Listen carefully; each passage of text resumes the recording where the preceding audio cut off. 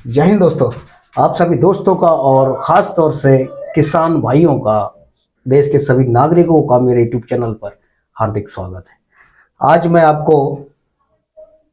आपके साथ चर्चा करने वाला हूं किसान भाइयों की परेशानी पर। हाल ही में आंधी और बारिश जो हुई है बेमौसम की, कई राज्यों में फसल किसान भाइयों की बर्बाद हो गई है और छोटे किसान जो हैं वो तो बिल्कुल ही, वो किसी लायक ही नहीं बचे, क्योंकि छोटे छोटे खेत और छोटे छोटे रकबे जो उनका जीवन का आधार था। आगे की फसल की जो प्लानिंग थी इसी फसल से होने वाली थी, और यही फसल बर्बाद होगी तो और आगे वाली फसल को अब कैसे पैदा करेंगे। कटी हुई फसल खेतों में तैयार थी, उधर आंधी आई, आंधी के साथ बारिश आई। पहले आंधी और आंधी के साथ वो फसल उड़ गई और कुछ बची तो बारिश ने डुबो दिया। बहुत ही ज़्यादा परेशानी हुई है किसान भाइयों को, और ज़्यादा बारिश हुई है। मेरे ख्याल से पश्चिमी उत्तर प्रदेश के अंदर 1 फीट बारिश हुई है। खेत के अंदर 1 फीट पानी खड़ा हो गया था। देखिए, इसके ऐसी समस्याओं से बचने का बहुत ही कारगर उपाय है मेरे पास, क्योंकि मैं अक्सर कई सालों से मैं अपने गांव के किसान भाइयों की फसल 300 किलोमीटर दूर से ही बचा देता हूं। हैरानी हो रही ना आपको? चलिए मैं बताता हूं आपको कैसे बचाता हूं। मैं दिल्ली में हूं और मेरा उत्तर प्रदेश में बरेली जिला है, गृह जिला। जब कभी भी आंधी और तूफान आता है तो मैं यहां से उनको 3 घंटे पहले अलर्ट कर देता हूं कि भाई आंधी आने वाली है या बारिश आने वाली है, आप अलर्ट हो जाइए। और आप, अगर आपकी फसल खेत में कटी हुई है, तैयार हुई है, तो उसको निपटा दीजिए। इस तरीके 1-2 बार तो उन्होंने मेरी बात को अनसुना किया, लेकिन 2-3 घंटे के बाद उनकी फसल बर्बाद हो गई। तब कहीं जाके उन्होंने कहा कि भाई मुझे इनकी बात हमें मान लेना चाहिए थी। कई बार ऐसा हो चुका। मैं हमेशा उनको सलाह देता हूं कि अब ये ऐसा होने वाला है, आप अपनी फसल को निपटा लीजिए, खेतों से हटा लीजिए जो फसल तैयार हो चुकी है।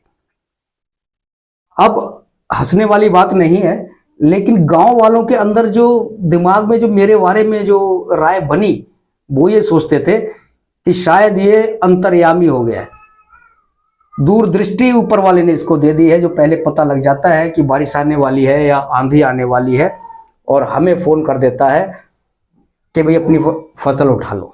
और होता भी ऐसा ही है। लेकिन ये अंतर्यामी वाली बात नहीं है, ये तकनीक है। और एक समझदारी वाली बात यह है कि मैं अनुमान कैसे लगाता हूं, आपको मैं ये चीज़ें बताने वाला हूं। वीडियो के अंत तक रुकिए आप, मेहरबानी होगी। ज़्यादा बड़ा वीडियो नहीं है ये, ठीक है जी। अप्रैल और मई की आंधी, ये बेमौसम बारिश होती है, आंधी भी आती है, इसमें अक्सर फसल बर्बाद होती है। और सैकड़ों सालों से हम ये देखते चले आए हैं, वर्षा से और आंधी से किन किन फसलों पे इफेक्ट पड़ता है। गेहूं, मक्का और सरसों और आम।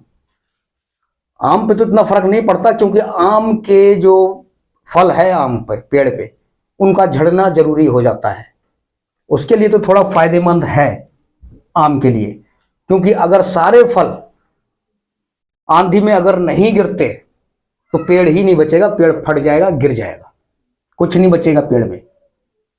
इसके लिए ये आंधी ठीक है। लेकिन गेहूं, मक्का और सरसों अगर तैयार है, और तैयारी के टाइम पे ही, यही 2 महीने होते हैं तैयारी के, इन्हीं 2 महीनों में आंधी और बारिश आ गई तो फसल बर्बाद हो जाती है। इस सीजन की फसल तो बर्बाद होती ही है। इस सीजन से जो कमाई होने वाली है या होती है, उस कमाई से हम अगली जो फसल को हम लगाएंगे खेत में, उसकी प्लानिंग पे फर्क पड़ता है। जब फसल बर्बाद हो गई, आमदनी खत्म हो गई, तो अगली फसल को हम क्या लगाएंगे। इस तरीके से देखा जाए तो किसान भाई के पूरी साल बर्बाद होती है। इस फसल को पिछली फसल से हमने लेकर लगाया था और ये फसल बर्बाद हो गई, और आगे की फसल हमें इस फसल से लेना थी। इस फसल की कमाई से हमें आगे की फसल में लगाना था। तो 8 महीने या साल पूरा लगभग बर्बाद हो जाता है किसान भाइयों का। देखिए, 4 महीने और आगे की प्लानिंग यही थी, यही होती है। अब आगे की प्लानिंग वो क्या करेंगे, कैसे करेंगे, करना ये चाहिए था। देखिए, फसल बर्बादी रोकने के केवल दो तरीके हैं। एक तो सरकारी ऐप आता है। अब आप कहेंगे मौसम विभाग वाले झूठ बोलते हैं, 80% सही होता है। आप ये मौसम विभाग वाले 7 दिन पहले अलर्ट करते हैं, 7 दिन आगे का दिखाते हैं कि कब आंधी है, कितनी रफ्तार से चलेगी और कहां कहां बारिश है। ये सभी स्मार्टफोन में होता है, आप देख लीजिए, उसी हिसाब से होता है। 80% की गारंटी मैं लेता हूं, ये ठीक होता है। लेकिन जो 100% तरीका है, मैं वो आपको अब बताता हूं। ये राज की बात है जो मैं खुद आजमाता हूं। कई वर्षों से अपने गांव वालों को ऐसी बर्बादी से बचाता चला आया हूं, वो भी 300 किलोमीटर दूर से। देखिए, मैं दिल्ली में बैठा हुआ हूं, मेरा जिला है बरेली, उत्तर प्रदेश का। जब यहां दिल्ली के अंदर आंधी या बारिश आती है, ज्यादातर आंधी जो है, तेज हवाएं 80 से 150 किलोमीटर प्रति घंटे की रफ्तार से चलती है और हमेशा पश्चिम से शुरू होती है और पूरब तक जाती है। तो पंजाब, हरियाणा, राजस्थान, दिल्ली, यूपी और बिहार, झारखंड, कोलकाता तक या पश्चिम बंगाल तक तो खैर वहां तक नहीं पहुंचती क्योंकि तटीय क्षेत्र पड़ जाता है, वहां से डाइवर्ट हो जाता है। लेकिन ये 3, 4, 4, 5 जो राज्य हैं, इन पे आंधी और वर्षा का बहुत बड़ा इफेक्ट पड़ता है। चलती पश्चिम से है, पूरब तक जाती है 80 किलोमीटर से लेकर 150 किलोमीटर तक की रफ्तार से। जब भी दिल्ली के अंदर बारिश से या आंधी आती है, आंधी के साथ बारिश भी आती है। खाली अगर सिर्फ बारिश आती है तो मैं उसका कोई अलर्ट नहीं करता, लेकिन आंधी के साथ अगर बारिश आ रही है या केवल आंधी आ रही है तो मैं फौरन अपने गांव में फोन करता हूं, अपने रिश्तेदारों को, अपने परिवार को, कि किसी की अगर फसल है उसको निपटा दीजिए, उसको हटाइए फौरन, क्योंकि आंधी आ रही है, 2 घंटे में वहां पहुंच जाएगी। 100 किलोमीटर की रफ्तार से 300 किलोमीटर में कहां पहुंचेगी? 2.5 घंटे या 3 घंटे लगेंगे बरेली तक पहुंचने में। तो वही मेरा अलर्ट है। मैं यहां से फोन करता हूं फौरन कि भाई 3 घंटे के अंदर अंदर ये अपनी फसल हटा लो। वहां बरेली पहुंचने के अंदर पहुंचने में 2.5 से 3 घंटे लगेंगे। वही होता है, बारिश आ जाती है और उससे पहले आंधी भी आती है और उससे पहले वो अपना फसल को खेत से हटा लेते हैं। एक ये तरीका है। अब आपसे ये निवेदन ये है कि आपके हर गांव का कोई ना कोई लड़का, कोई पुरुष रोजगार की तलाश में पंजाब, हरियाणा, दिल्ली या राजस्थान में जरूर होंगे, बिहार के भी होंगे, यूपी के भी होंगे, झारखंड के भी होंगे। इन राज्यों में, पश्चिमी राज्यों में खास तौर से, उनसे आप कहिए कि आप जहां जिस राज्य में रह रहे हैं, अगर वहां इस तरीके की प्राकृतिक बारिश या आंधी आ रही है तो हमें फोन जरूर करें।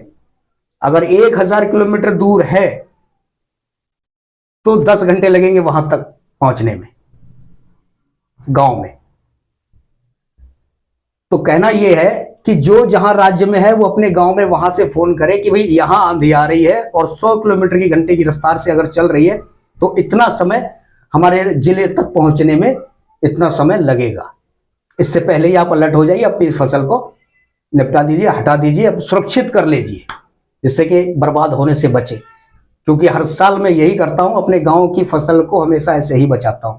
इस बार भी मैंने फोन किया है घर पे गांव में और उन्होंने 2 घंटा पहले ही अपनी फसल को निपटारा कर दिया, सुरक्षित घरों में फसल पहुंच गई। वो मुझ पर विश्वास करते हैं। क्यों? कोई तकनीक नहीं है। मैं ये देखता हूं एक अनुमान कि यहाँ इतनी स्पीड से अगर हवा चल रही है, आंधी आ रही है, तो वहां 300 किलोमीटर दूर तक पहुंचने में कितना समय लगेगा? पूरब में चलती, पूरब की तरफ जाती है, तो वही मैं अनुमान लगाता हूं इतना टाइम लगेगा और इतने टाइम के अंदर आपको फसल हटानी ही है खेत के अंदर से। वही होता है। ये जो 100% तरीका है,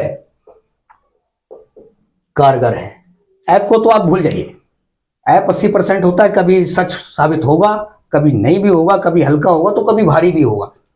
लेकिन ये जो है, आपके जो रिश्तेदार या भाई बंधु रोजगार की तलाश में दूसरे राज्यों में गए हैं, अगर वो आपको अलर्ट कर देंगे, गांव में फोन कर देंगे, तो आपकी फसल बर्बाद होने से 100% बचेगी।